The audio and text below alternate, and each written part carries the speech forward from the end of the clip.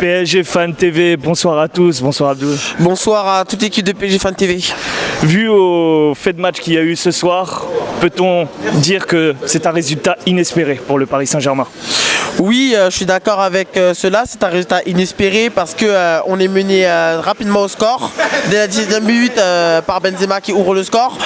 En début de match, Paris on les voyait pas. Je vais pas mentir sur ce point. On avait beaucoup de mal à entrer dans le match. On était un peu trop défensif même, je pourrais dire. Et il a fallu qu'on soit mené 2-0 pour que la révolte sonne. Et le problème c'est que je trouve qu'en première mi-temps on a manqué de créativité.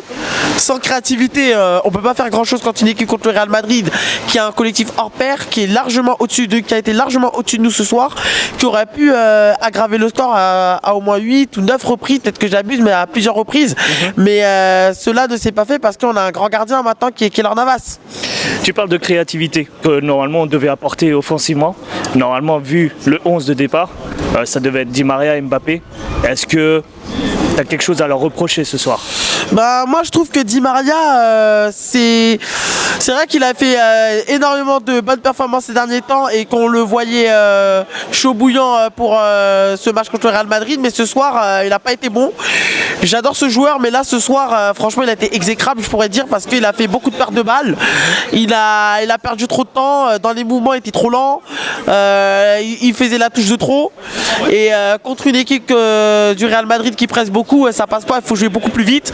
Pourtant il sait jouer vite, c'est ça le problème, j'arrive pas à comprendre pourquoi. Est-ce que tu trouves pas justement qu'il est un peu fatigué après tous les matchs qu'il a enchaînés peut-être? Oui, c'est possible qu'il y ait une fatigue physique, c'est vrai, parce que l'organisme commence à... Avec l'équipe nationale. C'est sûr exactement, avec le décalage horaire avec l'équipe d'Argentine, faire des voyages de gauche à droite, revenir à l'entraînement, très peu de jours de repos, on peut comprendre la fatigue, mais malgré ça, bon après je pense qu'il va rebondir, on sait très bien qu'il nous a tellement apporté, donc bon ce soir ça n'a pas été un match pour lui, c'est dommage.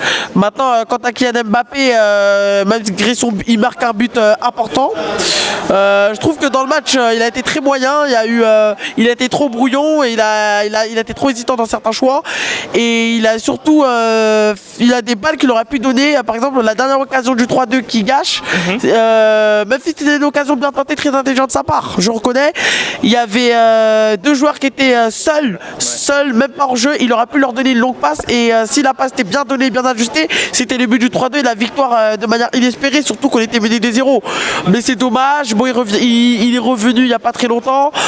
Kylian Mbappé, on sait le joueur qu'il est, c'est vrai qu'on est un petit peu dur parce que c'est un champion du monde avec le statut qu'il a, mais bon après il n'a pas fait un match catastrophique non plus, on va dire que je vais dire plutôt un match moyen, parce qu'il a quand même montré de bonnes choses dans la percussion.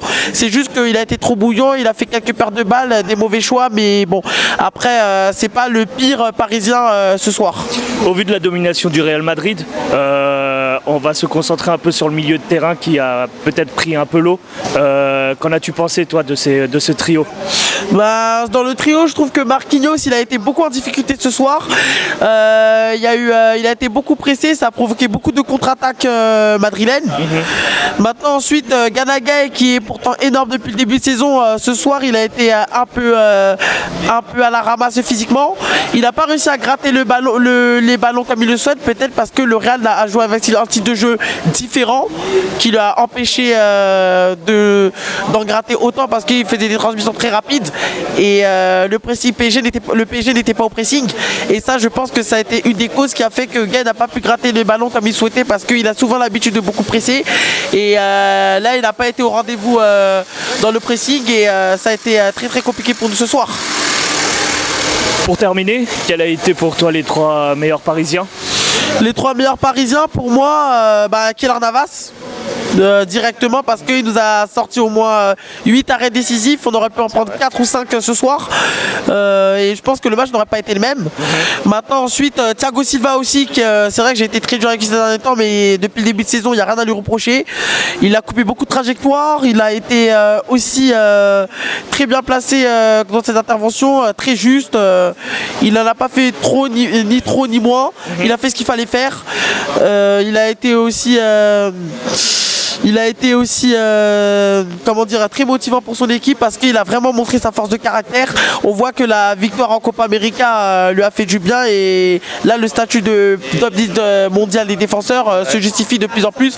Maintenant, encore une fois, je dis attendons les huitièmes de finale parce qu'à chaque fois on est toujours au top là et après, comme Joe vient de le dire dans son interview, à partir de novembre-décembre ça commence à bégayer et là on a vu parce que Real on leur a mis 3-0 et là on a vu un Real Madrid qui aurait pu nous battre largement si on n'avait pas eu ce genre de choses, même s'il y a eu des circonstances dont l'arbitre qui est très très critiquable ce soir, qui a inventé ce soir la VAR à remonter dans le temps.